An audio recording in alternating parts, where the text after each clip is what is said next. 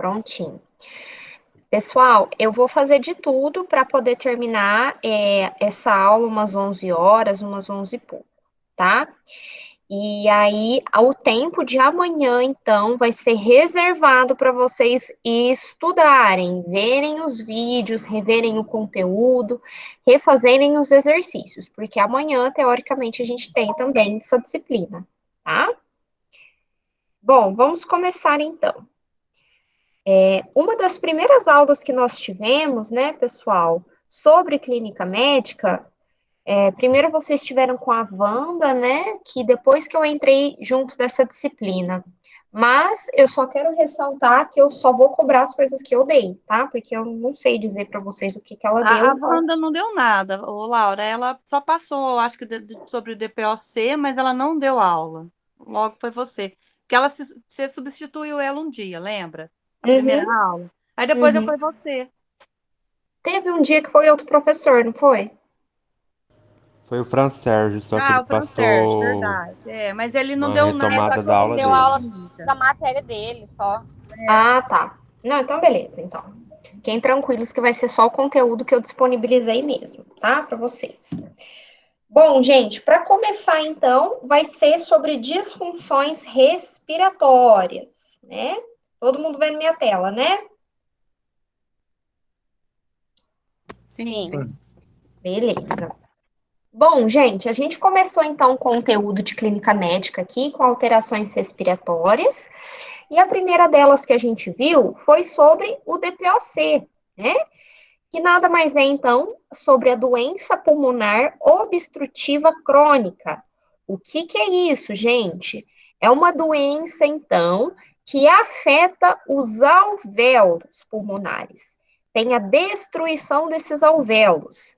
E eles são muito importantes, porque quem lembra deles, o que que eles fazem? Eles fazem a troca gasosa, que é a hematose, a troca do oxigênio pelo dióxido de carbono. Ou seja, pessoal, se uma pessoa tiver destruição dos alvéolos, o que que vai acontecer? Essa pessoa não vai conseguir respirar, não vai conseguir ter oxigênio suficiente no corpo. E é aí que está a doença, né? Como que ela se desenvolve, gente? Principalmente por pessoas fumantes. E o cigarro, a toxicidade dessa fumaça vai causando lesões diretas nesses alvéolos. Um dos outros motivos que também levam a essa doença a acontecer é por deficiência de um tipo de enzima que se chama alfa-1 atripsina, só que isso é bem mais raro, tá? A maior causa, então, aqui do DPLC é o tabagismo, ok? Então, aqui é só uma foto dos alvéolos que eu já mostrei para vocês, né? Quais são os principais sintomas, gente? Se a pessoa não tem oxigênio, o que que a gente pensa? Com certeza ela vai ter o quê? Falta de ar, que é a dispneia, né? E essa falta de ar, ela vai progredindo, ela vai ficando cada vez pior, conforme essa pessoa, por exemplo, continua com o hábito de fumar, né? Isso vai destruindo cada vez mais o pulmão. Então, a falta de ar, ela vai ficando cada vez pior. Desde atos até mesmo da pessoa pentear o cabelo, tomar banho, ela não consegue, né?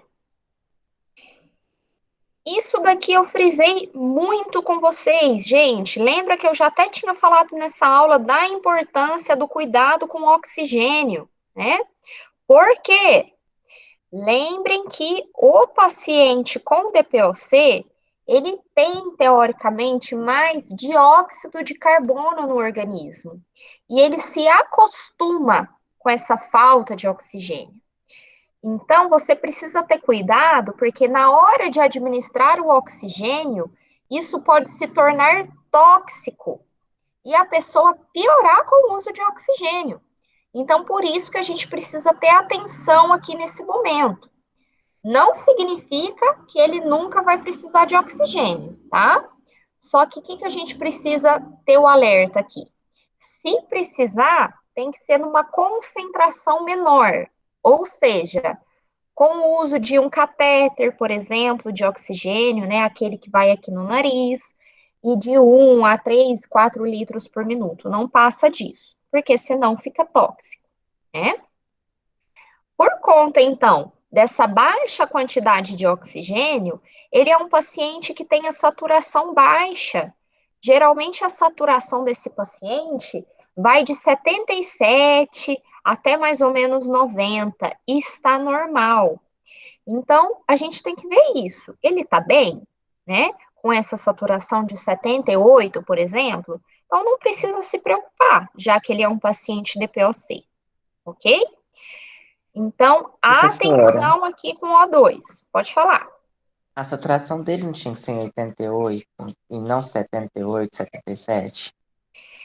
É que não tem um valor específico, tá, Kleber? Geralmente essa saturação ela vai variar. Tem alguns livros que realmente falam, igual tá aqui no slide, 88, né, 80 até 90. Geralmente é isso que a gente observa. Só que, como cada paciente é variável, eu já vi paciente com saturação de 79, por exemplo, e tá bem. 80 tá bem. Então, não tem um número específico. Pode colocar variando de 88 a 90, mais ou menos, ok?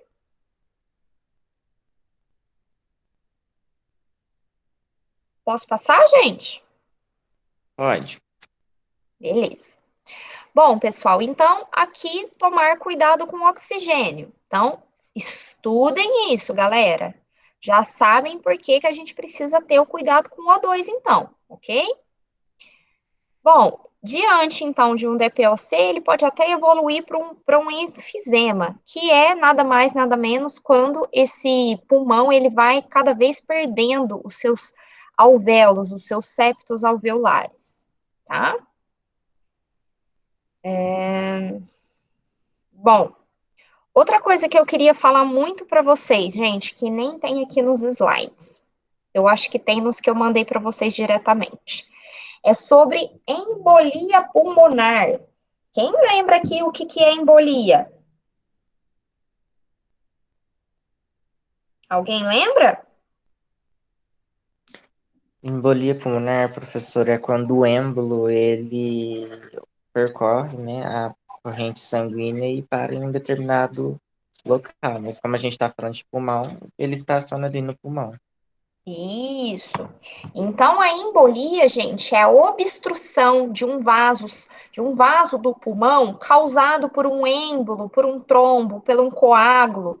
Então, fecha, tampa a passagem de circulação desse órgão, que é o pulmão, e aí, com isso, a capacidade de respirar vai ficar prejudicada, né? A embolia, ela pode surgir da onde? De uma cirurgia, igual a gente viu na primeira parte da aula, né? O sangue coagulou, gerou um êmbolo que obstruiu um canal do pulmão, por exemplo, né? Pode surgir, por exemplo, de um traumatismo, o paciente bateu a perna, sei lá, bateu em algum lugar, e aí com isso gerou um coágulo que obstruiu o pulmão. Então, o tratamento geralmente ele é a base de anticoagulantes ou cirurgias, até mesmo se der tempo, se for necessário, ok? Embolia foi um tema que eu lembro que eu falei para vocês, né? Bom, o que mais que a gente viu aqui nessa aula? A gente conversou também, né, sobre bronquite, né, que é a inflamação, então, dos brônquios, que eles vão ficando cada vez mais estreitos, igual está aqui na foto, né, fecha o canal, tem uma obstrução, então, da passagem de ar, e aí, com isso, como o ar entra com dificuldade, a pessoa vai ter dispneia. Além disso, esse fechamento pode ser acompanhado de uma inflamação.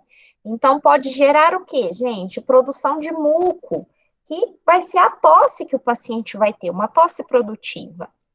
Essa bronquite pode ser desencadeada principalmente pelo quê? Por processos alérgicos, por estímulos, né, alérgicos ou fatores estressantes. Só lembrando que, por exemplo, no caso da bronquite crônica, não tem cura, certo? Tratamento: à base de broncodilatador, oxigênio se necessário, tá? Ou anti-inflamatórios.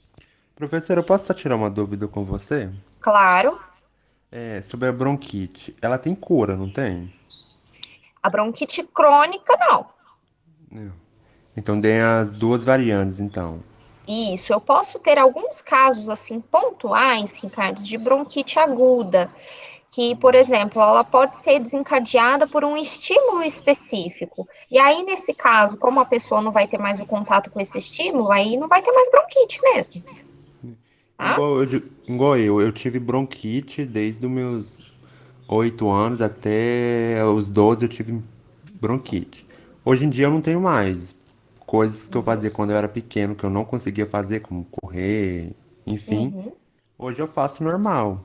uhum, tá. É porque tem algumas situações, alguns estímulos, por exemplo, presentes em criança, que ainda não tem toda a capacidade pulmonar desenvolvida, que é muito mais suscetível a ter essas crises, que às vezes nem é bronquite, pode até ter sido uma asma, né, por exemplo. E aí, com isso, com o passar do tempo que você vai desenvolvendo, né, o seu sistema ele está mais fortalecido e por isso que você não tem mais essas crises. Mas nada impede que, por exemplo, você entre em contato ou esteja exposto em uma situação às vezes estressante, que ela volte, tá? Mas aqui nesse caso de pacientes com bronquite crônica, né, que são muito alérgicos, isso não tem cura, Entendi. Muito obrigado, hein? professor. Imagina. Uau! Oi? Então, eu também fui igual o Ricardo. Eu tive bronquite a vida inteira, até os 14 anos. Mas meu era bronquite porque eu tinha falta de ar, tinha que fazer inalação, tinha aquele Uhum, assobio que fala, né? Eu tinha tudo uhum, isso. Depois eu não tive mais, mas hoje eu uhum. tenho sinusite, rinite, tem todas essas coisas. Então eu É, posso um dia ter uma crise de bronquite, vamos dizer. sim, pode. Se você não tratar, com certeza. É, só que, igual você disse, você ficou com sinusite, né? Mais um monte de coisa. E isso nada mais é do que a convivência, a sequela. Então, a gente nem considera, na verdade, que foi cura, porque a sua via aérea está ainda sensível, vamos dizer assim, tá? Entendi. Bom, gente, continuando então. O que mais a gente viu aqui das disfunções respiratórias? Conversamos sobre pneumonia, que é uma inflamação ou infecção nos pulmões, especificadamente nos alvéolos que se enchem do quê? De pus, de secreção, de muco, tá? Como eu tenho uma inflamação desse tecido, com certeza a minha capacidade de respiração também vai ficar prejudicada, né? Relembrando que temos diversos tipos de pneumonia, gente. Nós temos pneumonias bacterianas, virais, pneumonia por fungo, pneumonia química e ainda a gente tem pneumonia aspirativa, né? Qual que é a mais comum de todos? A pneumonia bacteriana, né? Que é a mais comum. Quais são os principais sintomas desse paciente? Calafrios, febre, tremores, suores, dor no peito por conta que está tudo congestionado, né?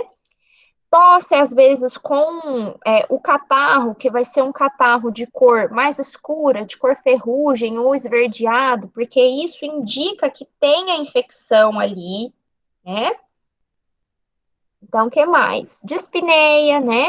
Lábios e unhas roxos por conta da falta de oxigenação. E ainda casos graves, até confusão mental, porque o paciente está sem oxigênio, ele fica, né, confuso. Quem lembra o tipo de tratamento para pneumonia?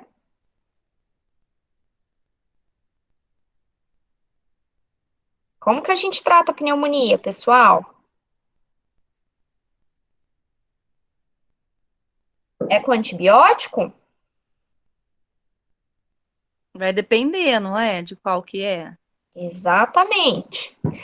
Tratamento, pessoal. Eu preciso ver qual o tipo de micro-organismo primeiro. Se for uma pneumonia bacteriana, com certeza vai ser o tratamento com antibióticos, tá?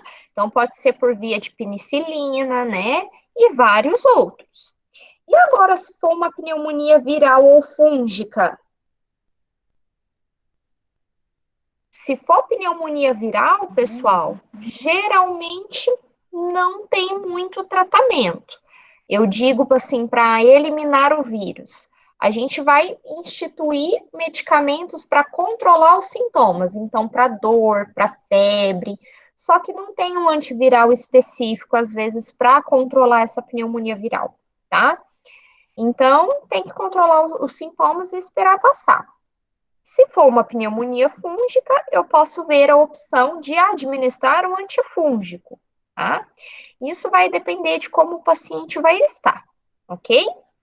Só relembrando que a pneumonia, então, bacteriana é a mais comum, e eu tenho a possibilidade ainda, se for pneumonia viral, gente, ela ainda pode ser contagiosa, tá? Então, transmitir de uma pessoa para outra, principalmente aqueles indivíduos que moram no mesmo ambiente, tá? Isso se for viral, que geralmente é contagiosa, ok? Tratamento, então, já falei para vocês, vai depender do tipo de micro-organismo, né? E aí eu preciso monitorizar esse paciente. Vocês fizeram um trabalho de apresentação de doenças respiratórias. Então, o que vocês abordaram lá de cuidados, pessoal? A gente tem lá a aferição dos sinais vitais, a aspiração das vias aéreas, que a gente até fez no laboratório, né, se necessário. Colocar esse paciente em um decúbito com a cabeceira elevada a 30, 40 graus, porque isso facilita o processo de troca gasosa, né? E vários outros cuidados que vocês já até abordaram. Então, relembrar desses cuidados. Beleza? Vamos passar então aqui para o próximo, gente. Asma. A asma, então, é uma doença que é caracterizada pela inflamação crônica das vias aéreas, né? Que vai fazer o quê? Com que o canal respiratório também fique estreito, causando uma dificuldade, né, para respirar. Só relembrar, gente, esse estreitamento da via aérea, ele é reversível, ou seja, não vai ficar daquele jeito para sempre estreito. Tem como reverter, né? Então, como que expõe tudo isso? Fatores desencadeantes, então fatores alérgicos que podem levar a ficar estreito o canal, né? E isso não vai ser para sempre, senão, obviamente, que a pessoa ia ter algum prejuízo ou até mesmo óbito, né? Eu não lembro se aqui na sala, nessa aula, se tinha alguém com asma. Tinha alguém? Tem alguém, gente? Ou com filho, com asma, alguma coisa do tipo? Minha mãe tem asma. E aí, quando ela tem a crise, como que é? Né? Ela se expõe, fica com falta de ar e um tempo depois passa. Como que é? Então, ela, assim, ela ainda não chegou a ter crise, porque ela usa aquela bombinha diária. Hum, Aí ela só fica cansada, ela fica rouca, tem rouquidão quando uhum, ataca. Mas, assim, uhum. a crise mesmo ela nunca teve, séria. Ah, certo. Mas, né, porque ela usa direto. Porque ela tem Uhum, é muito cansaço. Aí, se ela não uhum, usa, dá essa rouquidão nela, ela fica sem voz. Então, a médica uhum. pediu para ela usar direto. Não, sem problemas. Bom, gente, o que que eu queria falar disso? Então, entender que esse estreitamento, ele é reversível, tá? E aí, essa obstrução, então, da passagem do ar, ele acontece por medicações, por contatos, né? Então, ó, mofo, pólen, cheiros fortes, pelos de animais, medicamentos podem fazer também com que a via aérea se feche, né? Então, um medicamento que é alérgico, então tem que tomar cuidado, que algumas pessoas, por exemplo, são alérgicas à dipirona, né? Ou alimentos que a gente vê aí, frutos do mar, pessoas que não podem comer porque fecha a via aérea. Então, são estímulos, nada mais do que estímulos, né? Como eu tenho, então, estreitamento dessa via aérea, o que que o paciente vai sentir? Falta de ar, que é a dispneia, que é o principal deles, né? Pode ter também essa dor ou aperto no peito, porque está congestionado, está fechado. Pode ainda ter a presença de uma tosse, né? Pode ter chiado no peito, que é onde fica sibilando, dá para ouvir do lado, por exemplo, em criança, quando está com o pulmão fechado, congestionado. Quais que são as formas de tratamento, pessoal? Broncodilatadores, então, que é para abrir esse canal que está estreito, e anti-inflamatórios. Eles podem ser usados de diversas maneiras, por nebulização, né? Por bombinhas, ou então por inaladores de pó seco, que é quando é aquela bombinha que você fura, parece uma bombinha, você fura o comprimido e suga aquele conteúdo que vai direto para o pulmão, né? Xaropes e por aí vai, tá? Bom, gente, então a asma é um processo inflamatório, né, que é reversível e acontece por pessoas suscetíveis, e isso geralmente é até genético. Não tem nada a ver com colonização, então, de bactérias ou vírus, ok? Vamos passar, então, aqui para o próximo. Eu Laura, cheguei mas ela tem cura? a asma. É. Ó, a asma, pessoal, é um processo meio que variável, tá? Eu já vi de, por exemplo, crianças que tiveram asma, né? Tiveram contato com tudo isso, era muito alérgico, e depois o sistema imunológico se fortaleceu e não teve mais as crises. Agora eu vi também outras pessoas que sempre tiveram asma e isso nunca se resolveu. O que que a gente pode supor de tudo isso? Se a pessoa tiver o contato com esses estímulos, ela sempre vai ter a asma, né? Na verdade, ela não vai ter a cura. Quanto mais você se expõe, mais a chance de você ter as crises, tá? Agora, é mais comum em criança porque eles não têm a consciência, né, de lavar as mãos, o contato com esses estímulos, fora que o sistema pulmonar ainda não está muito bem desenvolvido, então por isso que tem as crises, ok? Eu não respondi muito bem a sua questão, não, mas só para você entender que isso é Não, variável, mas eu entendi. tá? Bom, gente, continuando, eu acho que eu falei muito breve para vocês de derrame pleural. Isso eu sei que eu falei muito rápido, porque essa aula até demorou quando eu expliquei para vocês. Eu só quero lembrar aqui para vocês que o derrame pleural nada mais, nada menos é do que a água no pulmão, tá? Então vocês já devem ter ouvido como esse termo, água no pulmão. O que que pode levar um paciente, por exemplo, a ter água no pulmão, né? Várias causas, doenças oncológicas, ou então, né, um trauma, né, que pode levar ao acúmulo desse líquido, né, na pleura. Só E relembrando o que paciente acamado também, Laura, pode ocorrer dele, às vezes, broncoaspirar alguma coisa e gerar isso daí ou não? não. Se ele não tiver nenhuma comorbidade, não. O que vai gerar, por exemplo, no acamado vai ser pneumonia aspirativa. Aí isso sim. Só que se ele não tiver nenhuma outra doença, né, que leve, né, a esse excesso de líquido, não vai ter água no pulmão, não, tá? Por exemplo, se esse paciente é um paciente oncológico que está com insuficiência de vários órgãos, na insuficiência é produzido vários líquidos, por isso que o paciente fica muito inchado. E aí esse excesso de líquido pode ir para a pleura, que é essa membrana do pulmão. Aí sim ele vai ter a água no pulmão, que é o derrame pleural, tá? Mas caso contrário, só o paciente acamado não vai gerar isso, tá? Entendi. Bom, gente, aí a pleura, então, falei para vocês que é essa camada que reveste o pulmão, então, olhem só, quando ele está cheio de líquido, o pulmão não consegue se expandir, né, direito, não consegue fazer o movimento de inspiração e expiração.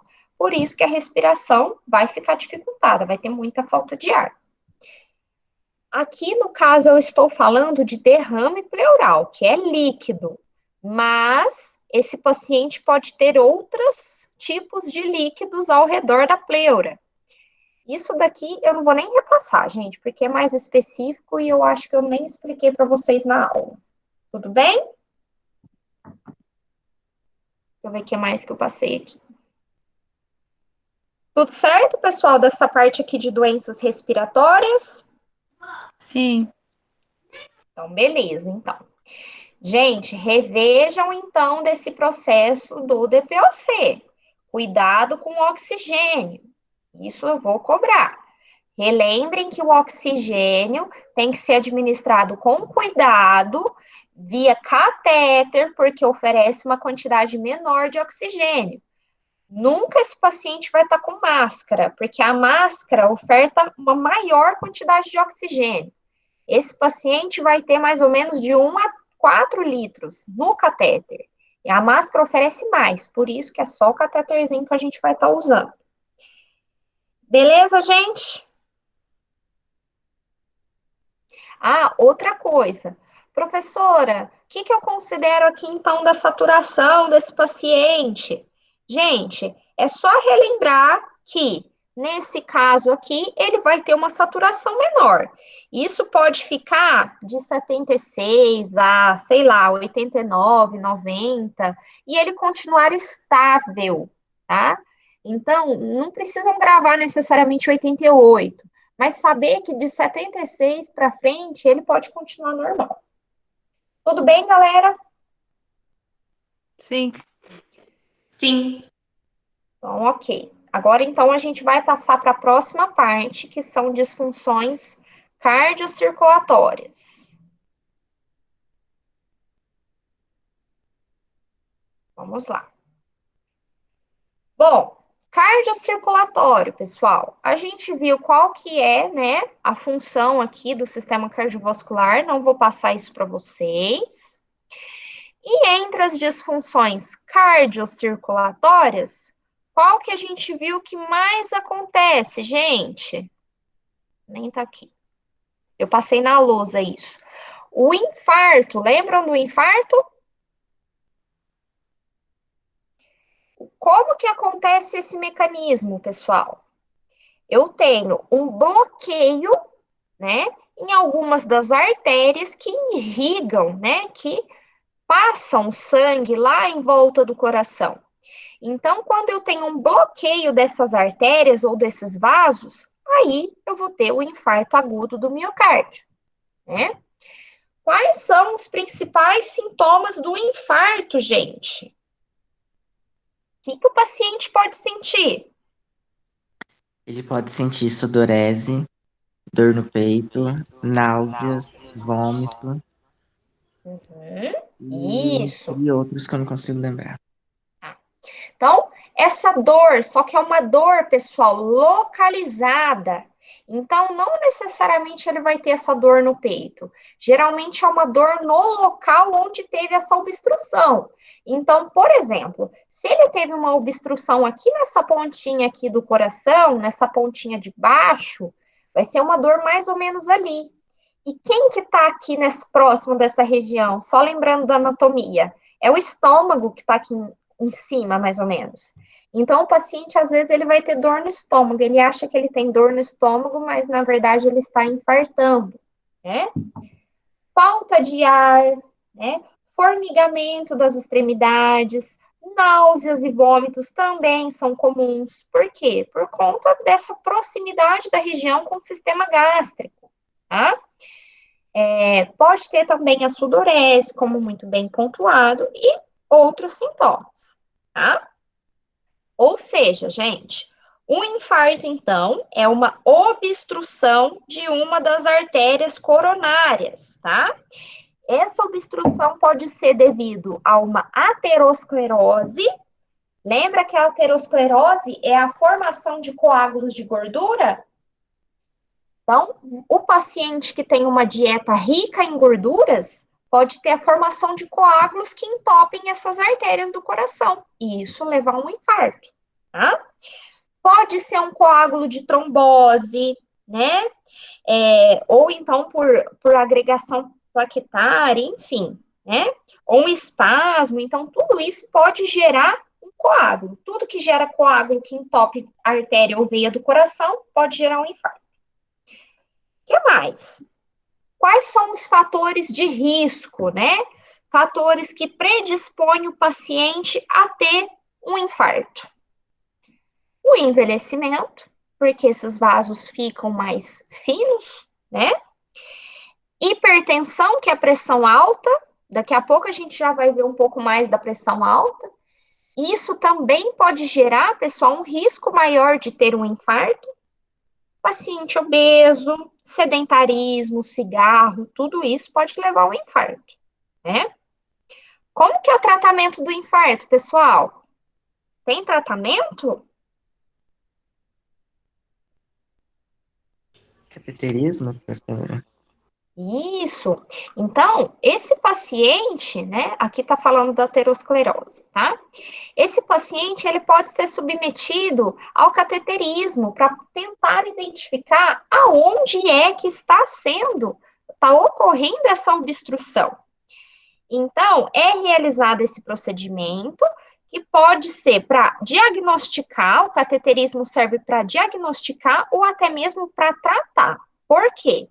Ao mesmo tempo que ele coloca lá o catéter, que é um tubo flexível, gente, e fino, para que chega até o coração, ele identifica onde está e ainda pode colocar um stent, que é aquela redinha que a gente coloca aqui para expandir a veia e fazer o sangue circular onde está obstruído, tá? Então, esse stent, ou então por meio da angioplastia, né? Ou então até mesmo anticoagulantes, são formas de tratamento do infarto. Então, ele faz lá o cateterismo e, ao mesmo tempo, coloca um stent e depois toma anticoagulante. Tudo isso são formas de tratamento do infarto, ok? O que mais? Esse paciente, além de ter essas opções, com certeza, pessoal, precisa ter mudanças no estilo de vida. Então, se ele sabe que ele teve um infarto, ele precisa fazer uma reeducação alimentar, né? Uma reabilitação cardíaca, medicamentos que às vezes ele vai tomar para sempre, né? Ou até mesmo próteses, que é esses assistentes aí que vão ficar para o resto da vida do paciente, tá? Tudo bem, galera? Essa parte aqui do infarto? Sim, professora. Pessoal, eu só vou mostrar essa figura aqui para vocês novamente reverem como que acontece o processo da aterosclerose, né? Então, olhem só, você comendo gorduras todos os dias vai fazer com que cada vez mais essas moléculas de gordura se fixem na parede aqui da sua veia ou da sua artéria, e a cada vez mais elas se juntam e vai, ó, tampando aqui o fluxo sanguíneo. E isso, com certeza, pode causar um infarto. Na verdade, é uma das principais causas de infarto. Ok? Bom, vamos continuar então. Vimos também sobre a hipertensão, que nada mais é do que a pressão alta, né? É uma doença, então, crônica que não é transmitível. Ela é de várias causas. Geralmente, ela é assintomática. Desculpa o barulho. Geralmente o paciente ele não sente quando ele tem a pressão alta, tá? E eu tenho prejuízo de vários equilíbrios, tá? Por que que a pressão alta, né, que é a hipertensão, pessoal, é perigosa? Isso tem que saber, gente. Estudem essa parte, que são as complicações da hipertensão arterial. Olhem só por que que ela é perigosa. Porque ela pode sobrecarregar o trabalho cardíaco e arterial. Então, o coração, como ele está com uma pressão alta de sangue, ele vai trabalhar mais, ele vai ficar mais cansado. E além do que isso, essa pressão alta no vaso favorece a aterosclerose, favorece a formação de coágulos de gordura. E ainda a gente tem outras complicações, olhem só. Insuficiência cardíaca, então o coração trabalhando lá no ritmo intenso a todo momento, vai chegar uma hora que ele vai cansar e não vai voltar mais, ele vai ficar insuficiente. Pode ainda levar a uma doença renal e cegueira. Vou até mostrar para vocês cada um deles. A hipertensão, olhem só, é um dos principais fatores de risco, então, para o infarto, já até falei agora há pouco no infarto, tá? Pode levar à insuficiência por conta disso, dessa sobrecarga de trabalho do coração. Pode levar a um AVC, gente. Olhem só, um AVE, né, hoje. Por quê? Porque lá dentro do vaso a pressão tá grande. E isso pode fazer o quê? Com que esse vaso se rompa, com que ele estoure, que ele fique rompido. E isso pode causar um AVE hemorrágico, né, se for um vaso do cérebro, por conta da pressão alta. Pode levar à doença renal. Por quê? Porque a alta pressão lesiona todos esses vasos que irrigam o rim. Então, ele também pode ficar prejudicado. Enfraquecimento visual. Então, olhem só, pode causar rompimentos dos vasos dos olhos e, com isso, sangramento. O paciente pode até ter uma cegueira, tá? Por conta da pressão arterial elevada. Então, aqui tem até um resuminho, ó, de tudo que pode gerar de complicações. Pode ter complicações, então, no cérebro, a nível de AVE, né, de infarto, de insuficiência cardíaca aqui do coração, de aneurisma, né, ou então até trombose aqui em membros inferiores, e insuficiência renal, doença renal e tem a cegueira, que nem tá aqui na fotinha, tá? Tudo bem, pessoal, essa parte? Ai, professor, eu vi que na aula tem uma parte aqui que fala da classificação dos níveis de pressão arterial. A senhora vai cobrar isso em prova? Não. Mas é importante vocês saberem, gente, porque no estágio vocês vão aferir os sinais vitais do paciente a todo momento. E minimamente vocês têm que ter condição de falar se ele está com uma pressão alta ou não, se está dentro do limite ou não. Mas eu não vou cobrar aqui se é hipertensão estágio 1, 2 e 3, não. Mas vocês têm que estudar e saber isso daqui para a vida, tá?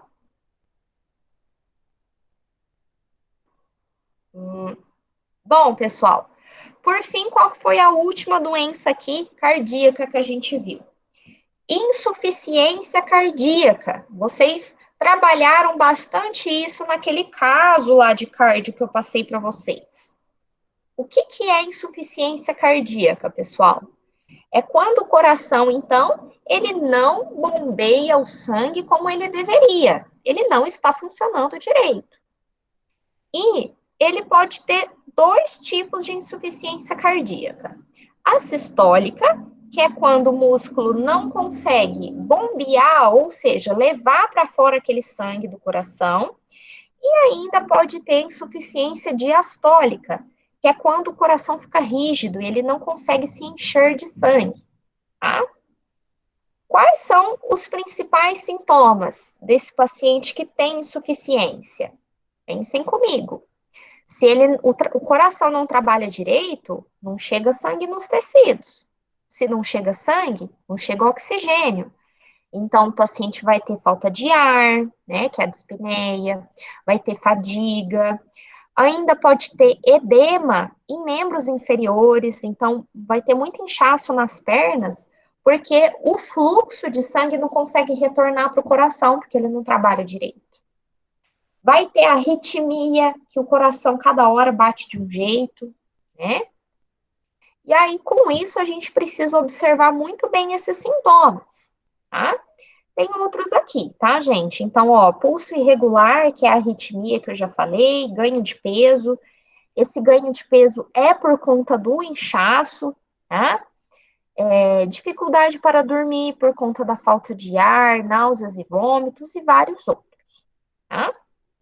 Como que a gente trata uma insuficiência cardíaca? Não tem cura, pessoal. A gente precisa aliviar os sintomas que o paciente está e prevenir as complicações.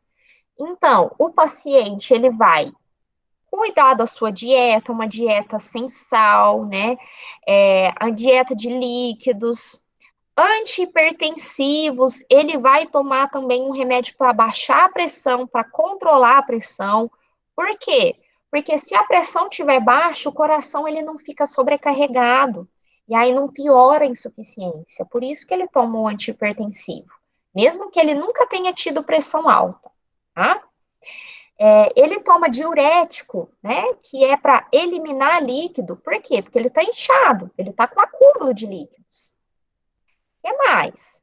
Ele vai tomar, às vezes, um remédio para melhorar a contração, ou seja, os batimentos. Geralmente é isso. Tudo bem, galera? Essa parte, então, lembrem do caso que vocês fizeram. Cuidados de enfermagem. Que cuidados que vocês vão fazer para esse paciente com insuficiência? Lembrem no caso, monitorar sinais vitais, né? Controlar aqui a dispneia, oferecer oxigênio, monitorar o pulso desse paciente. Vocês lembram o que vocês colocaram de cuidados lá naquele caso que vocês escreveram?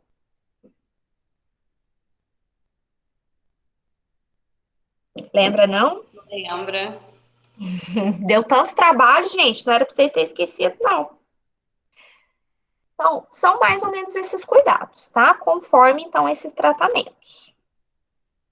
Tranquilo dessa parte aqui, então, de disfunções cardio, posso passar para o próximo? Deixa eu ver qual foi o próximo, que eu nem lembro. Vou passar para o próximo, então, pessoal. Que é anemias. Tudo bem, Kleber? Qualquer coisa você me chama no Zap, tá? Amanhã vai reservar para estudar. Qualquer coisa você me chama. Obrigado.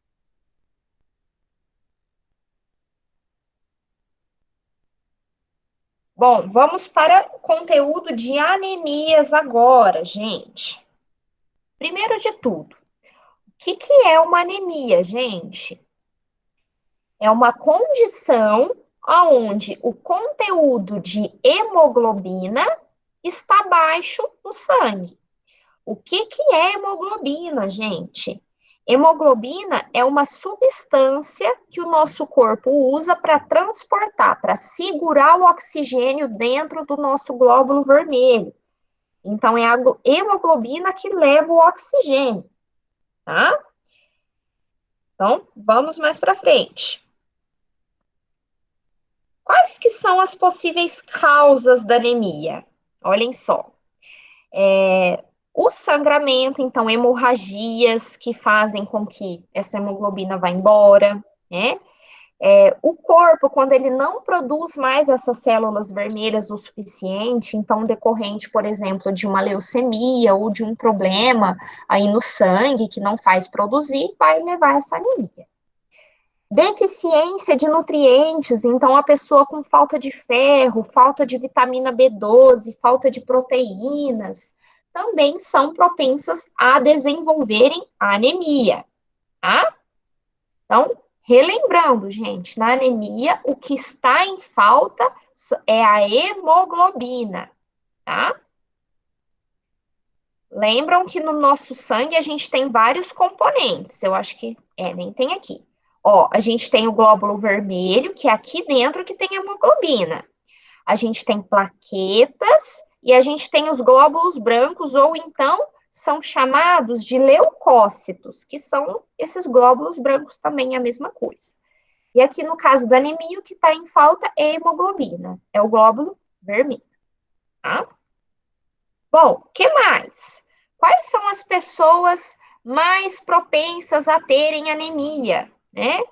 São, olhem só, o aumento da demanda acontece em bebês, né, porque consomem muito mais o ferro, mulheres, né, porque passam aí pela menstruação, pelos hormônios, né, os adolescentes que também demandam mais o consumo de ferro, pessoas, então, que têm algum tipo de doença intestinal, e isso faz com que o ferro não seja absorvido, levam também a pessoa a ter uma proporção a ter mais anemias, ok? E por aí vai. O que a gente precisa relembrar, gente? O leite materno, já até falei para vocês, ele tem uma relação aqui para os bebês para evitá-los de ter anemia. O bebê, então, que utiliza do leite materno tem 50% da capacidade do ferro absorvido, enquanto aquele que utiliza, por exemplo, o leite artificial, ele não vai ter tanto ferro absorvido que nem aquele que amamenta, tá? Então, tem relação aqui com a deficiência do ferro, ok? Bom, vimos também os tipos de anemias, né, que são várias. A anemia ferropriva, que é a deficiência de ferro, é a mais comum, tá?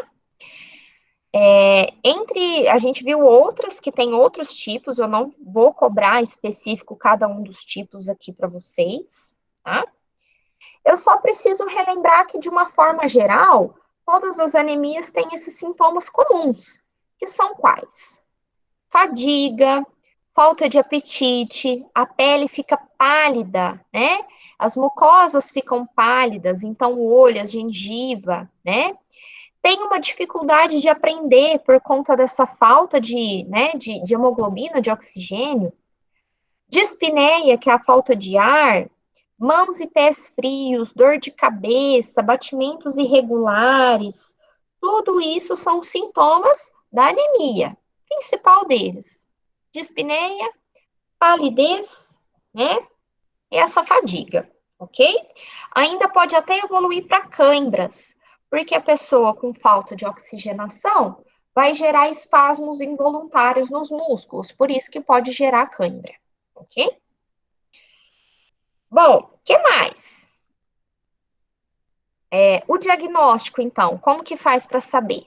A nível laboratorial. Então, tem que colher exame de sangue para ver o quanto de hemoglobina que está no sangue. Aí, a partir disso, o médico vai instituir o tratamento. Tratamento vai ser desde de dieta, né, suplementos de ferro ou de vitamina B12. Casos graves que a hemoglobina está muito baixa, precisa até de fazer transfusão, tá? Ou de medicamentos, pessoal. A gente tem, por exemplo, a opção de medicamentos que fazem a produção de glóbulos vermelhos acontecerem. Então, isso com certeza vai ser para casos que não estão tão graves, porque até tomar e fazer produzir isso vai demorar um pouco, ok? O que a gente pode fazer aqui são os exemplos de alguns medicamentos, tá? E o que a gente pode fazer de cuidados de enfermagem, pessoal? Monitorizar sinais vitais, né? Elevar a cabeceira do paciente para ele não sentir tanta falta de ar. Administrar, às vezes, o oxigênio, porque como está em falta, o oxigênio pode auxiliar. Medicamentos que, às vezes, vão acelerar, então, essa produção sanguínea, quando prescrito, né? E os cuidados com transfusão, se ele precisar de fazer a transfusão. Lembrar de observar o edema desse paciente, ver se ele está inchado, tá? E orientar também com relação à dieta, tá? A como que ele vai ingerir mais ferro, mais vitamina B12 e por aí vai. Tudo bem, pessoal, dessa parte aqui de anemias? Alguém tem alguma dúvida?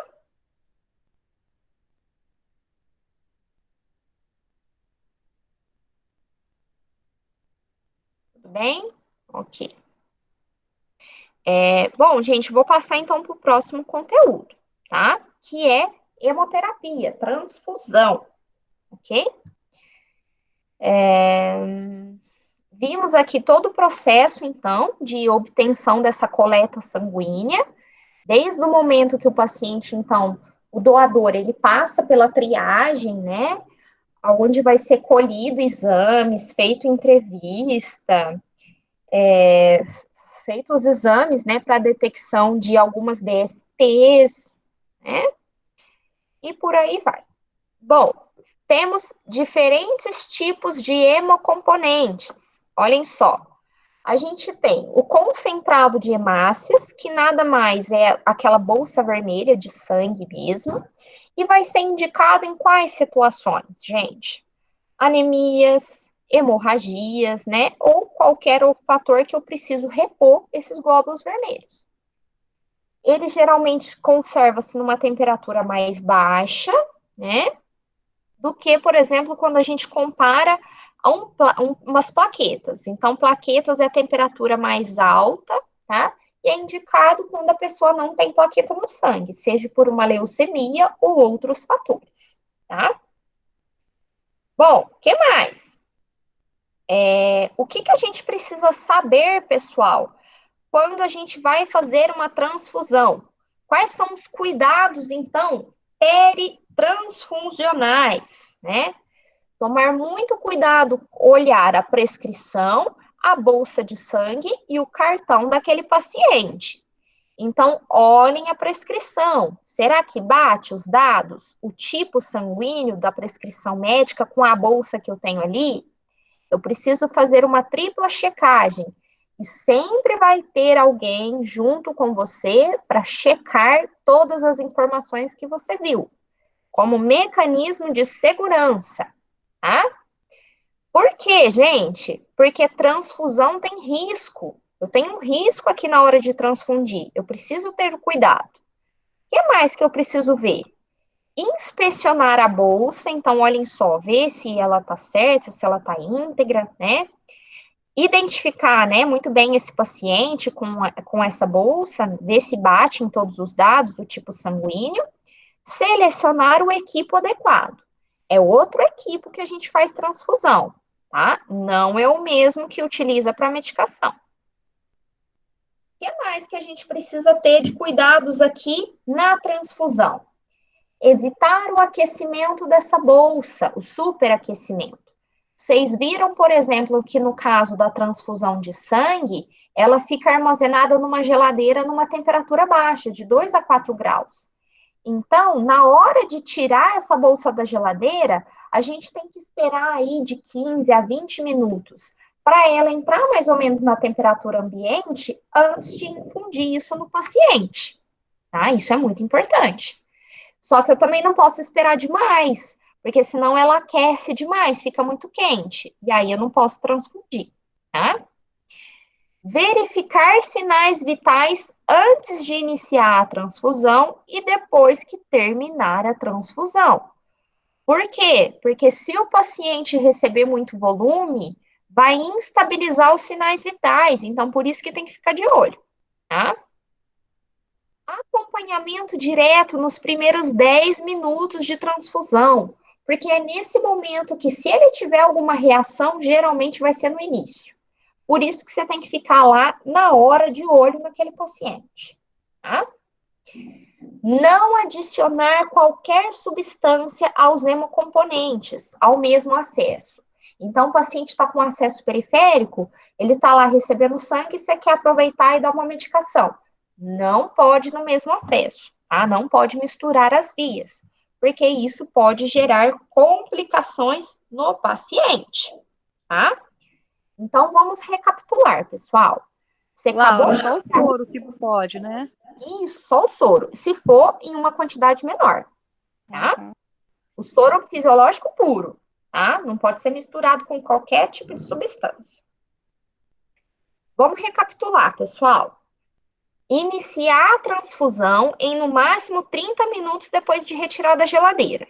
Eu falei para vocês 20 minutos porque Franca e Ribeirão são lugares quentes e não precisa esperar tanto. Então, acabou de tirar da geladeira, tem que esperar no máximo aí de 20 a 30 minutos, ok? Verificar os sinais vitais e acompanhar diretamente esse paciente. Não adicionar nada no mesmo acesso venoso, a não ser soro em uma quantidade menor. O que mais? Se for, pessoal, uma bolsa de sangue, ó, que é o concentrado de hemácias, tem um tempo também para infundir. Geralmente, olhem só, de 60 a 120 a 90 minutos. Geralmente é entre 1 hora a 1 hora e meia, tá, pessoal? 60 a 90 minutos. Eu não posso ultrapassar 4 horas, só que eu nunca vi isso, transfundir em 4 horas. É de 60 a 90 minutos mesmo, tá? O que mais? Aqui são dos outros tipos de bolsa, tá? Plaquetas geralmente é 30 minutos que eles transfundem. O que mais? Depois que passou aqueles 10 minutos, pessoal, o paciente, ele não precisa ficar sob observação direta, mas assim, de 5 em 5 minutos você tem que ir lá para ver se está tudo bem, ok?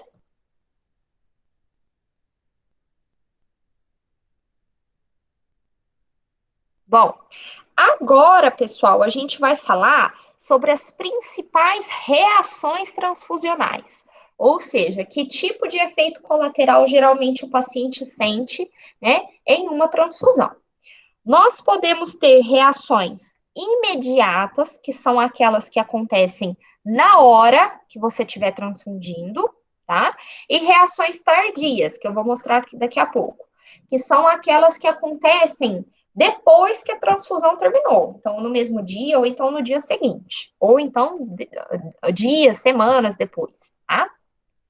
Entre as reações imediatas, pessoal, podem ter a ver com a bolsa mesmo, que são reações imunológicas. Então, por exemplo, reações febris, reações anafiláticas, que é sobre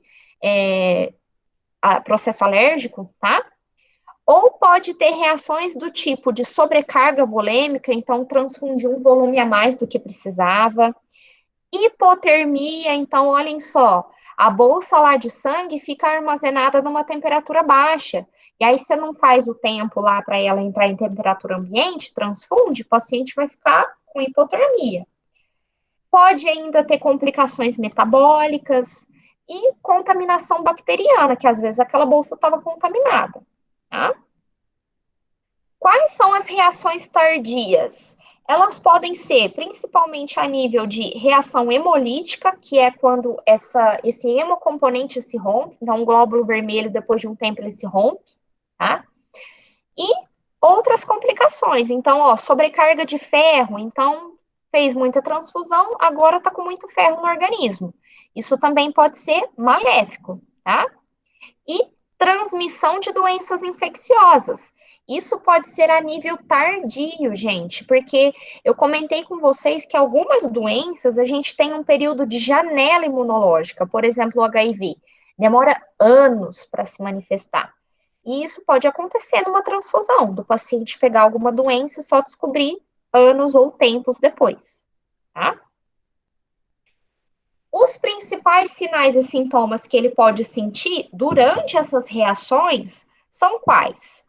Febre, rubor facial, que é quando o rosto fica vermelho, prurido, que é a coceira, tá? Dor, que pode ser uma dor torácica ou dor no local dessa infusão. O pulmão pode ter sibilos ou tosse. Pode ter oligúria, que é baixa produção da urina, ou então anúria, que é quando não produz urina, tá? Pode ter hipotensão, náuseas, vômitos ou até sangramentos. Então, se o paciente sentir qualquer um desses sintomas, o que vocês têm que fazer? De imediato, pessoal, parar a transfusão na hora, interromper a transfusão, tá? Se ele sentir qualquer uma desses sintomas ou tiver reações, tem que parar. Você mantém aquele acesso venoso, porque às vezes vai precisar para passar um soro, tá? Você vai lá correndo checar novamente as informações, porque às vezes você viu com pressa e não prestou atenção. Então, você vai lá checar de novo. Notificar a equipe médica, né? Você não vai desprezar aquela bolsa, você vai encaminhar lá para o serviço, para o serviço de hemoterapia, para eles tentarem identificar o que aconteceu. Às vezes, o médico pede a coleta de amostra de exames, tá? De urina e de sangue, se indicado, né? E suporte ventilatório se necessário. Isso, pessoal, vai acontecer quando o paciente entrar em um estado de alergia intensa, né? Um estado alérgico, que aí o paciente vai entrar em coma e você vai ter que usar o ventilador mecânico. Isso só vai acontecer se você provavelmente administrou um sangue de outro tipo. E aí a culpa vai ser sua, tá? A culpa sempre é do profissional que não se atentou. Uso de medicação, às vezes, se necessário, para dor, para controlar aquele sintoma que ele teve da reação. Tudo bem, gente? Dessa parte, então, de Sim. transfusão? Sim. Vocês até fizeram, inclusive, não foi todo mundo que me mandou, umas questões aí de cuidados com transfusão. Tem que me mandar hoje, quem não me mandou, tá? Tem que me mandar hoje ainda. Então, estudem aquelas questões que com certeza eu vou cobrar os cuidados aqui na transfusão e as principais reações aqui alérgicas não, as principais reações que a gente tem durante a transfusão. Beleza, galera? Beleza. Agora a gente vai passar para o último conteúdo, tá? Ô, gente, vocês me dão um minuto, que eu tô muito apertada para fazer xixi. Eu já volto, rapidinho.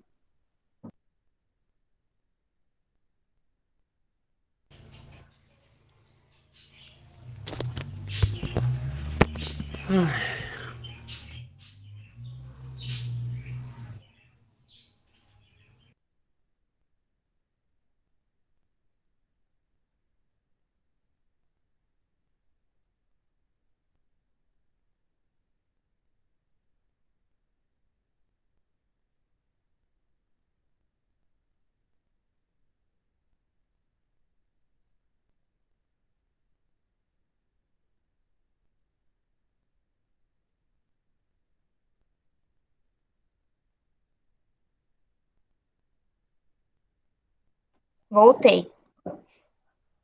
Vamos continuar. Último tema aqui da aula de revisão, pessoal. Agora, a gente vai ver sobre as disfunções gastroendócrinas, tá? Peraí. Que foi o vídeo que eu mandei para vocês na quarta passada. Vamos lá. Entre as disfunções gastro, né, pessoal, endócrinas, a gente tem aqui aquelas da parte das hemorragias digestivas, e aí no vídeo eu expliquei muito bem para vocês o que é uma hemorragia digestiva alta, que quer dizer daquela parte superior aqui do sistema digestório, então, por exemplo, o esôfago e o estômago, e a gente tem a hemorragia digestiva baixa, que se refere às partes baixas do sistema digestório. Então, o intestino delgado, o intestino grosso. Essas hemorragias podem acontecer por diversos fatores. Seja uma úlcera, seja uma inflamação no intestino, várias causas, ok? Falei um pouco também sobre hepatite, que é dessa parte hepática, né? Que é uma inflamação do fígado. Essa inflamação pode ser por conta de processos tóxicos, medicamentos, drogas, tudo que sobrecarrega o fígado pode gerar uma hepatite, tá?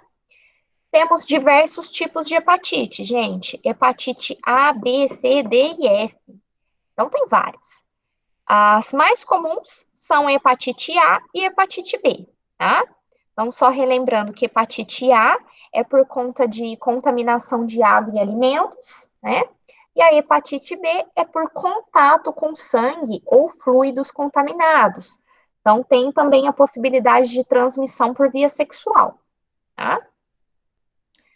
O tratamento dessas hepatites, pessoal, é atenuar, suavizar esses sintomas, tá? Então, controlar e fazer com que o fígado, por exemplo, não piore, né?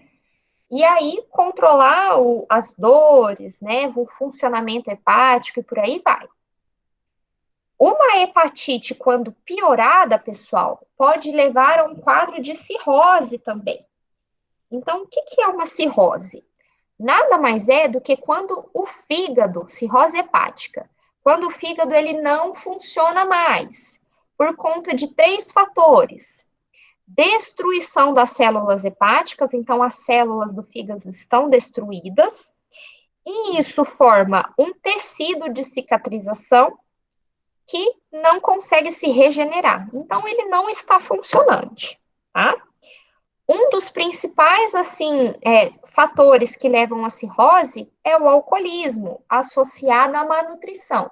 Só que, por exemplo, um paciente com hepatite pode evoluir para cirrose hepática, tá? Beleza? Quais são os cuidados, então, de enfermagem, por exemplo, decorrentes da cirrose? A gente precisa cuidar com a alimentação desse paciente, né? Monitorar os exames desse paciente, os sinais vitais desse paciente, observar a coloração da pele, porque quando ele tem, por exemplo, cirrose, como o fígado está prejudicado, ele tende a ter icterícia, que é aquele amarelão da pele. A pele fica totalmente amarelada. Eu preciso ir controlando esses sintomas. Isso são cuidados de enfermagem. E qual que é a sua relação com hepatite? É isso que eu falei para vocês, né? Que quando o paciente não trata da hepatite, isso pode evoluir para uma cirrose. ok? Agora, gente, eu vou falar um pouco sobre as disfunções endócrinas. Uma que a gente tem bastante é o hipotireoidismo, que nada mais é do que quando a glândula da tireoide não está trabalhando direito. A gente tem a diminuição do funcionamento da tireoide, tá? Ela não está liberando hormônios. E isso causa alguns sintomas no paciente. Então, olhem só. No adulto, geralmente são sintomas de intolerância ao frio, sonolência, constipação, inchaço no rosto, nas pálpebras, ganho de peso, cabelo seco, unhas quebradiças. Então, o paciente fica bem com essa feição. Uma cara de cansado, rosto inchado e ganho de peso. Por quê? Porque a tireoide não está trabalhando direito, tá? Tratamento. Como ela não está trabalhando, eu preciso repor esse hormônio da tireoide. Então, o paciente vai repor esse hormônio, que é o hormônio T4, tá? E aí, com isso, vocês precisam fazer o controle. O paciente vai fazer periodicamente exames de sangue, que é o exame de TSH, para identificar se aquele nível lá do hormônio da tireoide, se ele está normal ou não, tá? Agora, o contrário, hipertireoidismo. Acontece, pessoal, então, quando essa glândula da tireoide produz muito hormônio. E esse aumento, ele pode causar alguns sintomas. Ansiedade, tremores, sudorese, dispneia, né? Diminuição do peso. Então, olhem só, gente, aqui é o contrário, então, da hipo. Lá na hipo, a gente tem perda do peso. Aqui, a gente tem ganho do peso, tá? Inchaço da glândula, às vezes o paciente tem até o pescoço inchado, gente, por conta que essa glândula está trabalhando demais. Vou até mostrar uma foto para vocês. Fica com essa glândula inchada, isso é um pescoço, tá? Só para vocês terem noção. E isso pode gerar outros problemas. Então, o paciente ainda pode ter globo ocular protuso, que é quando o olho fica meio que para fora, não é que ele sai para fora, não, ele só fica grande, protuso. Taquicardia, intolerância ao calor, diarreia, né? São outros sintomas que podem acontecer se não for tratado. Então, olhem aqui. Nesse caso aqui, o olho do paciente vai ficando protuso para fora. Como que a gente trata o hipertireoidismo? Por medicamentos, que eles vão fazer essa glândula ficar mais controlada, funcionar melhor. Radiação, que é feita uma radiação aqui, como se fosse uma radioterapia direta aqui na glândula, ou até mesmo cirurgia, tá? Tudo para fazer ela liberar o hormônio numa quantidade certa. Agora, última condição, gente, última delas. Diabetes mellitus, uma doença muito conhecida. O que é o diabetes, pessoal? É uma doença onde a gente tem o quê? Uma falta total ou então uma falta parcial de insulina.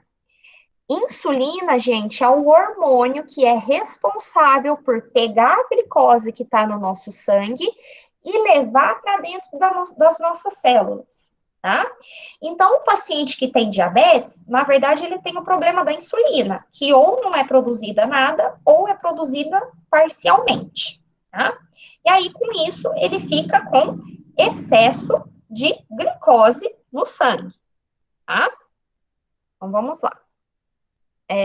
A gente tem dois tipos de diabetes, que é o diabetes tipo 1, que é quando não tem nada de produção de insulina, tá? O paciente não produz nada. É comum em crianças, jovens e adultos jovens. E a gente tem o diabetes do tipo 2, que é quando a pessoa até produz insulina, só que produz em uma quantidade inadequada, tá? Não produz o suficiente. Agora eu vou falar um pouco dos sintomas do diabetes. O que o paciente vai sentir, né? Isso até mesmo se ele não fizer o tratamento direito. Ele sente muita fome, que esse termo se chama polifagia, tá? Ele tem o aumento do volume da urina, que isso se chama poliúria, e além disso, pessoal, essa urina fica doce. Como assim doce? Você pode até perguntar para o paciente se, por exemplo, tem formigas no vaso sanitário. Se tem formigas ali, é porque aquela urina está com glicose, e isso não deveria acontecer, tá? No diabetes tipo 1, a gente tem a perda de peso, tá? Desconsidere esse daqui que está errado. Só no diabetes tipo 1 ele causa perda de peso. E no diabetes tipo 2, a gente tem um ganho de peso, tá? Então, desânimo, fraqueza, cansaço, aqui ganho de peso, que eu já falei para vocês. O paciente tem muita sede, que isso se chama polidipsia, por conta do excesso de açúcar no sangue, tá? E ainda ele pode ter, pessoal, lesões nas pernas ou nos pés, de difícil cicatrização. Por que que acontece isso, gente? Porque a glicose no sangue, em uma quantidade alta, ela é tóxica. E isso pode fazer com que o paciente tenha perca de sensibilidade. O paciente não sente mais aqui os pés, por exemplo. Ele não sente dor, ele não sente nada. E aí, com isso, é muito mais fácil ele machucar e a cicatrização também, ela é retardada. O paciente tem dificuldade de cicatrização. E aí, com isso, pode ter as lesões dos pés diabéticos, né? Que igual tá mostrando aqui nessa foto. O paciente, ele tem uma lesão, às vezes pisa errado, isso depois abre uma ferida que demora muito tempo para cicatrizar, tá? Professora, Oi? lá no, na Santa Casa, Ah, onde que nós estávamos, pelo menos eu vi um paciente de pé diabético. uhum. E tava É, muito. pode E falar. eu queria só tirar essa dúvida. Ele me relatou que começou com uma bolinha d'água no pé Uhum. dele. E dessa bolinha expandiu. Aí eles teve que fazer o debridamento, né? Uhum. E quase que foi total, sabe? Isso. Isso acontece por conta dessa perda de sensibilidade e dessa dificuldade de cicatrização. Então, o paciente, por exemplo, ele usa um sapato apertado que gera um calo no pé, e esse calo, né, todo dia tá lá se formando cada vez mais, então chega uma hora que abre uma ferida. Aquela ferida, quando abriu, gente, nossa, dá muito trabalho para cicatrizar.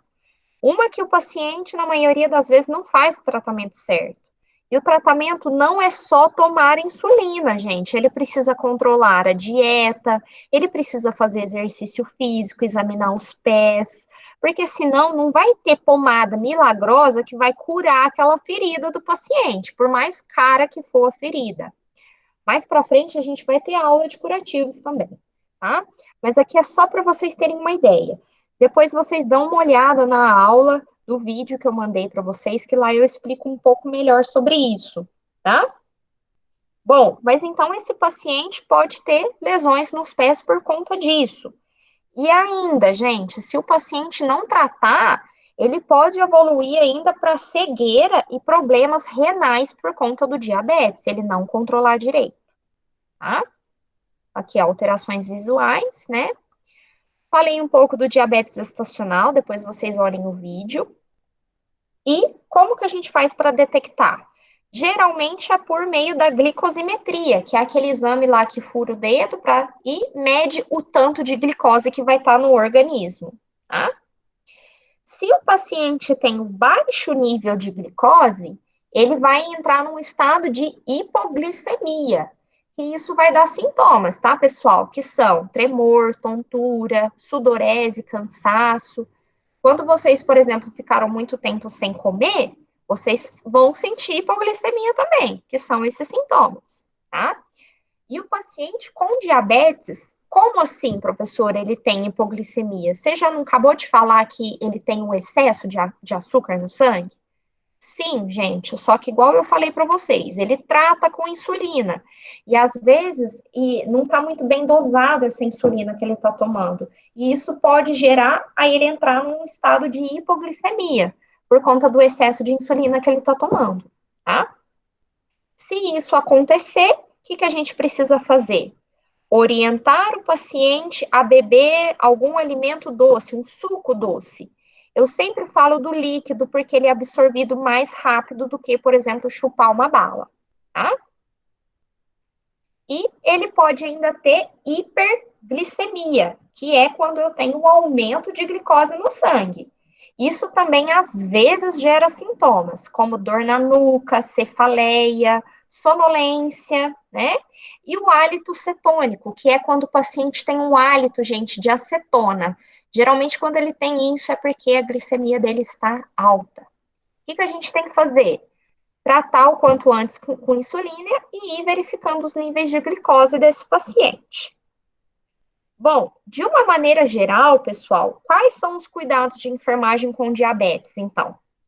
É orientar, então, esse paciente quanto à dieta, quanto aos exercícios físicos, quanto ao exame dos pés por conta dessa perda de sensibilidade e, sobretudo, orientar esses sinais de hipo e hiperglicemia.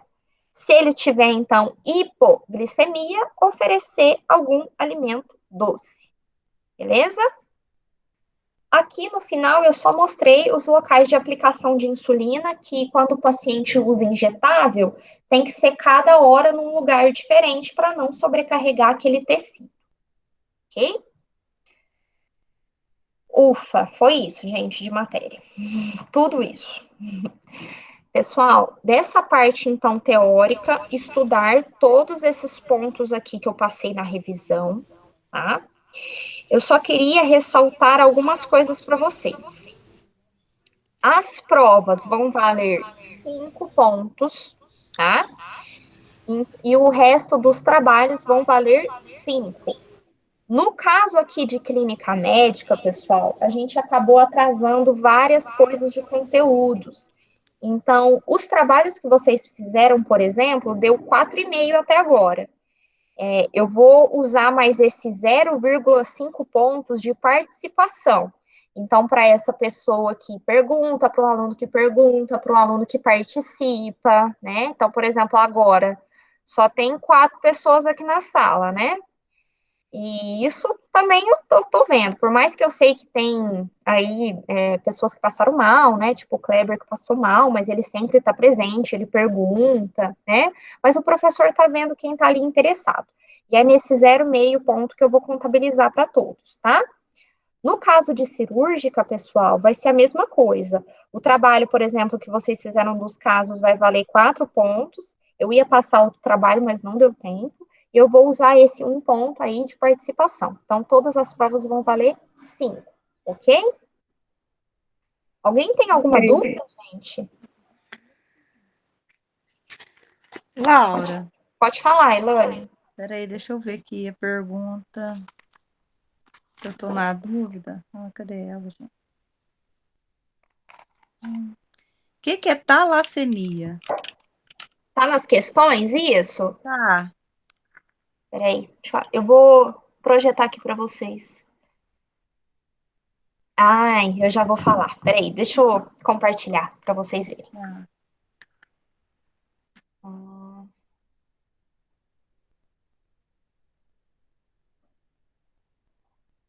Estão vendo, gente, minha tela? Então, Pessoal, eu Sim. vou compartilhar isso no grupo, tá?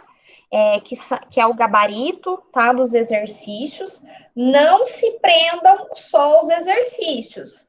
Isso tanto em cirúrgica quanto em clínica médica, tá? Se prendam na revisão que eu fiz com vocês, porque os exercícios, eles estão, assim, mais gerais. Na revisão, eu pontuei certinho aqui o que vai cair, tá? Então, ó, na questão 1, a resposta é a letra D de dado, é o que está em vermelho, tá? Na questão 2, ó, que está falando, ó, uma pressão de 181 por 120. Então, resposta D de dado também, hipertensão estágio 3. Mas isso eu já falei para vocês que eu não vou cobrar esses estágios, tá? A questão 3 é também sobre hipertensão. Então, olha a resposta certa. É a C, C de casa. E está falando que a 1, a 2 e a 4 estão certas, tá? Isso tudo, gente, eu tirei de questão de concurso, tá? Então, a 4, ó, o que é ICC e os principais cuidados? Então, igual eu abordei para vocês hoje, agora, falar do que é insuficiência cardíaca, os tipos, né, os sintomas e os cuidados que a gente vai ter. Derrame pleural, é água no pulmão, que eu já falei para vocês, tá? Anemias, olhem só, são ações de enfermagem, exceto, ou seja, para assinalar, gente, a errada. Olhem só, que é uma questão muito legal para ações de enfermagem, para cuidados de enfermagem. Nas anemias, por exemplo, a gente monitora sinais vitais? Sim. Elevar a cabeceira do leito em caso de dispneia? Com certeza. Administrar oxigenoterapia quando necessário? Perfeito. D, observar e relatar sinais e sintomas de retenção hídrica, né? Então, edema, lembra das veias jugulares túrgidas, cansaço? Certíssima. E agora vamos ler aí, que é a errada. O aumento da atividade física, né? Orientar o aumento da atividade física, independente da ocorrência de alterações, como taquicardia e aumento do débito, uma vez que os exercícios auxiliam na recuperação plena do usuário? Não, né, gente? Porque pensem comigo, o paciente está com falta de ar por conta da anemia, ele já tem taquicardia, que é o coração acelerado. Então, se ele fizer exercício, isso vai aumentar ainda mais a frequência cardíaca dele. Então, nesse momento, ele precisa ficar de repouso, até mesmo porque senão vai gerar mais falta de ar. Concordam? Ou tem dúvida? Sim. Não, é isso mesmo. Perfeito. Vamos para a próxima. Considerando anemia. Gente, isso também foi retirado de um concurso, tá? Assinale a alternativa errada, tá? Que já é a primeira. Talassemia, pessoal, é um dos tipos de anemia hemolítica, olhem só, não hereditária, caracterizada por 3 tipos de crise na população adulta. A mais comum é a crise anêmica, muito dolorosa, que resulta em hipóxia e necrose do fluxo sanguíneo inadequado para uma região específica. Nossa, que tamanho de resposta, né? Alguém tem alguma ideia do que é talassemia? Não. Gente, talassemia é um distúrbio no sangue que envolve quantidades assim menores de proteínas que transportam oxigênio.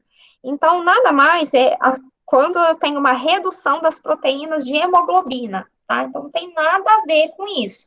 Anemia hemolítica é aquela que destrói o glóbulo vermelho. Não tem nada a ver uma coisa com a outra, tá? Então, não é, por isso que tá errada. Ó, um dos possíveis diagnósticos de enfermagem, então, da anemia, pode ser a fadiga, relacionado com a redução da hemoglobina, certinho. Então, nessa, por exemplo, como a gente poderia ir por eliminação, a gente vê qual que é a certa. Eu fiz isso, porque eu não sabia que era talassemia, e eu fui por E você já tinha eliminação. marcado a A mesmo. Marquei a A, porque as outras estão certas, né? Então, aí eu falei, é Então a é A isso mesmo. mesmo. É isso mesmo. Então, olhem a C. Anemia é uma condição que a concentração de hemoglobina é inferior que o normal, refletindo em menor presença de eritrócitos. Eritrócitos é a mesma coisa do que glóbulo vermelho, só que tá com um nome difícil, tá? Tá certo também.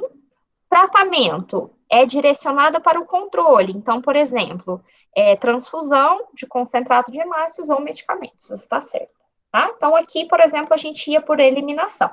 Mas fiquem tranquilos, gente, que eu não vou colocar esse tipo, assim, de questão que vocês não saibam na prova, tá? Que eu não passei, tá? Próximo. Aqui é sobre tipos de sangue, tá? Isso eu também não vou cobrar, tá, pessoal? Tipos de grupo sanguíneo, quem pode doar ou receber para quem. Que isso eu nem passei na revisão, inclusive. Mas eu vou falar para vocês, ó. Considerando as particularidades de cada grupo, marque a alternativa que indica quais tipos sanguíneos uma pessoa do tipo AB pode receber. Eu até São mandei uma todas, foto né? no grupo, né? Então, é a letra E, E tá? 9. Quais são as principais complicações de uma transfusão? Como garantir a segurança? Então, as complicações são aquelas que eu falei, pessoal, as reações imediatas e as reações tardias, né? Então, como garantir a segurança daquele paciente? Fazer toda a checagem, a prescrição de tudo, verificar tudo certinho, dupla checagem, tripla checagem, ok? Aí aqui vocês colocam todas as principais complicações. Então, as reações tardias que a gente tem, as imediatas, e ainda aqueles sinais e sintomas. Então, a febre, o rubor, aquilo tudo que eu frisei para vocês na revisão, beleza? 10. A destruição das células de Langerhans. Isso daí eu nem falei na revisão e nem na aula, tá? Causa o quê? Alguém tem alguma ideia, gente? essa eu nem respondi. Gente, as destruições dessas células aqui esquisitas são células do pâncreas, tá? E isso causa, ó, diabetes, tá? A gente sabe que, eu não falei para vocês, mas na aula do vídeo da quarta passada eu expliquei que a insulina é produzida pelo pâncreas, tá?